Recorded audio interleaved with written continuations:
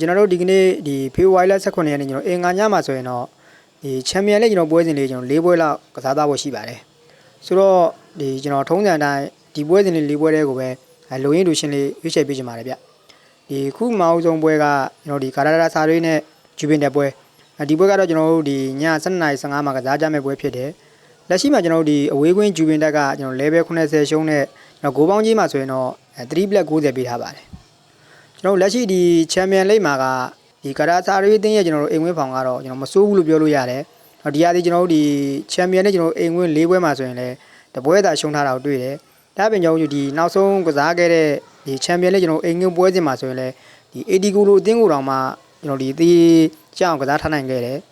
တစ်ဖက်ကဒီဂျူပင်တက်ကတော့ကျွန်တော်ဒီဟာဒီကျွန်တော်ချန်ပီယံလိအဝေးကွင်းပွဲစဉ်တွေမှာတပွဲသာနိုင်ထားတာကိုတွေ့တယ်လက်ရှိကျွန်တော်ဒီနောက်ဆုံး3ပွဲမှာဆိုရင်လည်းဂျူပင်အနေနဲ့ကနိုင်ပွဲပြောက်ထားပါတယ်ဒါပြင်ကျွန်တော်ဒီသူတို့နှစ်သင်းနောက်ဆုံးတွေ့ဆုံထားတဲ့ကျွန်တော်6ပွဲလောက်မှာဆိုရင်လည်းဂျူပင်တက်အနေနဲ့ကျွန်တော်တပွဲသာနိုင်ထားတာကိုတွေ့တယ်ဆိုတော့ကျွန်တော်လက်ရှိမှာကျွန်တော်ဂျူပင်အနေနဲ့ကျွန်တော် level 80ပေးထားရဆိုပေမဲ့အင်ရှင်အနေနဲ့ကတော့ကျွန်တော်အနည်းဆုံးသေလောက်တော့ခံကစားနိုင်လိမ့်မယ်လို့ထင်ပါတယ်အဲကြောင့်ကျွန်တော်ဒီပွဲကိုတော့ဒီအင်ရှင်ကရာစာရေးအသင်းကိုပဲရွေးချယ်ပေးချင်ပါတယ်ကျွန်တော်ဒီခုနောက်ထပ်တစ်ပွဲကတော့ဒီဘီမီကာအသင်းနဲ့ရီယမတ်ထွေပွဲဒီပွဲကတော့ကျွန်တော်ည2နာရီခွဲမှာကစားကြမယ့်ပွဲဖြစ်တယ်လက်ရှိမှာကျွန်တော်ရီရဲကတေးရှုံးပေးထားတယ်ကျွန်တော်ဂိုးပေါင်းကြီးမှာဆိုရင်တော့3လုံးကိုတေးပေးထားပါတယ်ကျွန်တော်ဒီနေ့သင်းကဒီဟာဒီကျွန်တော်ချန်ပီယံလိမှာဒီဟာကကျွန်တော်ဒုတိယကြိမ်တွေ့ဆုံထားတဲ့အသင်းတစ်သင်းဖြစ်တယ်ပြီးခဲ့တဲ့ကျွန်တော်ဒီ2ပတ်လောက်မှာတော့ကတော့ဒီလီအဆင့်ကျွန်တော်နောက်ဆုံးပွဲတွေမှာကျွန်တော်ဘီပင်ကာကရီရဲကိုကျွန်တော်ဖိုးတူးဆိုတဲ့ရလန်းနဲ့အိမ်ကွင်းမှာနိုင်ထားတဲ့အသင်းဖြစ်တယ်ဆိုတော့လက်ရှိမှာလည်းကျွန်တော်ဘီမီကာအနေနဲ့ကသူ့အိမ်ကွင်းမှာကျွန်တော်ကစားရအောင်မှာဆိုတော့ရီရဲအနေနဲ့ကတော့ကျွန်တော်တို့ဒီပွဲမှာလည်းကျွန်တော်ခက်ခက်ခဲနဲ့ကစားသွားရလိမ့်မယ်လို့ထင်တယ်ဘီမီကာအနေနဲ့ကလည်းကျွန်တော်နောက်တစ်ဆင့်တက်ဖို့ဆိုရင်တော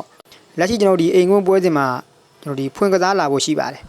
တစ်ဖက်ကကျွန်တော်ရီရဲအသင်းကလည်းဒီကျွန်တော်နောက်ပိုင်းပွဲတွေမှာကတက်စစ်ကကျွန်တော်တို့ဂိုးတွေတောက်လျှောက်သွန်းလာသလိုကျွန်တော်ပွဲကို2ဂိုးနဲ့အထက်တွန်းထားနိုင်တဲ့အသင်းဖြစ်တယ်ဆိုတော့ကျွန်တော်ဒီပွဲကဒီပထမတွေ့ဆုံမှုတုန်းကလိုပဲအပြန်လန်ဂိုးတွေမြင့်တက်သွားလိမ့်မယ်လို့ထင်တယ်အဲဒါကြောင့်ကျွန်တော်ဒီပွဲကိုတော့ဒီအသင်းဘော်ဒီနဲ့ဆိုင်ကျွန်တော်ဂိုးပေါင်းကပဲပိုပြီးဆေးဖြစ်လိမ့်မယ်လို့ယူဆတဲ့အတွက်ကြောင့်ကျွန်တော်ဒီပွဲကိုတော့ဂိုးဘော်တစ်ကြောင်းနဲ့ကိုပဲရွေးချယ်ပေးချင်ပါတယ်ဒီနောက်ထပ်တစ်ပွဲကလည်းကျွန်တော်တစ်ချိန်တည်းမှာကစားကြအောင်မဲ့ဒေါမွန်တင်တဲ့ဒီအက်တလန်နာပွဲပေါက်ကြီးကတော့ကျွန်တော်ဒီမနက်ခင်းစတင်ကြီးမှာဒေါမွန်ကကျွန်တော် level ကို80ပေးတယ်ကျွန်တော်ဂိုးပေါင်းကြီးမှာဆိုရင်တော့3 black 40ပေးထားပါတယ်ကျွန်တော်လက်ရှိဒီနှစ်သင်းစလုံးကတော့ကျွန်တော်ဖောင်ကောင်းနေတဲ့အသင်းတွေလို့ပြောလို့ရပါတယ်ဒေါမွန်ကကျွန်တော်လက်ရှိဒီနောက်ဆုံးကစားထားတဲ့ကျွန်တော်3ပွဲဆက်နိုင်ပွဲရထားသလိုဒီတစ်ဖက်ကအက်တလန်နာကလည်းကျွန်တော်နောက်ဆုံး3ပွဲဆက်နိုင်ပွဲဆက်နေတဲ့အသင်းဖြစ်ပါတယ်ဒါပေမဲ့ကျွန်တော်ဒေါမွန်ကတော့ဒီချန်ပီယံနဲ့ကျွန်တော်အင်္ဂွင်းကျွန်တော်နောက်ဆုံးကစားခဲ့တဲ့ကျွန်တော်2ပွဲမှာတော့အင်တာကိုရှုံးထားပြီးတော့ဘိုဒိုကလင်းလို့ကျွန်တော်အသင်းကိုတောင်မှတေးပဲကန်ထားနိုင်ခဲ့ပါတယ်ဒါပြင်ကျွန်တော်ဒေါမွန်က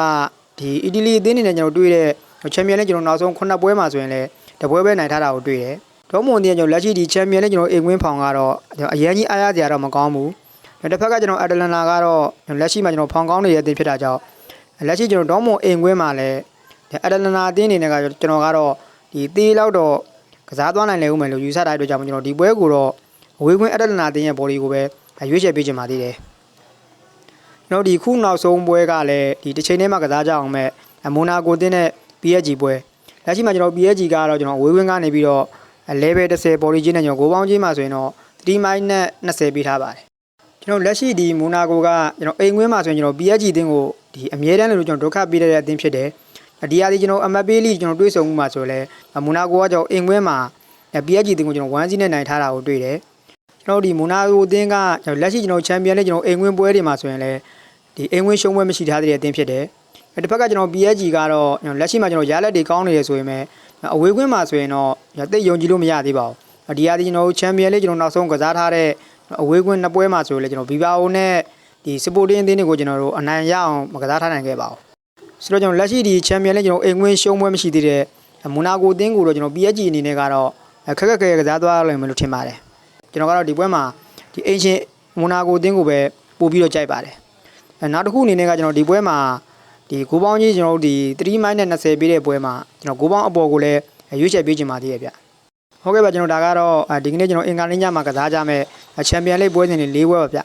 ဒီထဲမှာကျွန်တော်အကြိုက်မတူတဲ့ပွဲလေးပိုင်းလည်းဘက်ကံပြီးဆော့ပါလို့ကြံပေးချင်ပါတယ်ဒီဗီဒီယိုလေးကညီကိုတို့အတွက်အကျိုးရှိရဆိုရင်ကျွန်တော် channel လေးကိုလည်း like and subscribe လေးမလုပ်ရသေးရင်လုပ်သားပေးဖို့တောင်းဆိုချင်ပါတယ် အခုလိုအားပေးကြတဲ့ကျွန်တော်တယောက်ချင်းစီတိုင်းကိုလည်းကျေးဇူးတင်ပါတယ်ဗျ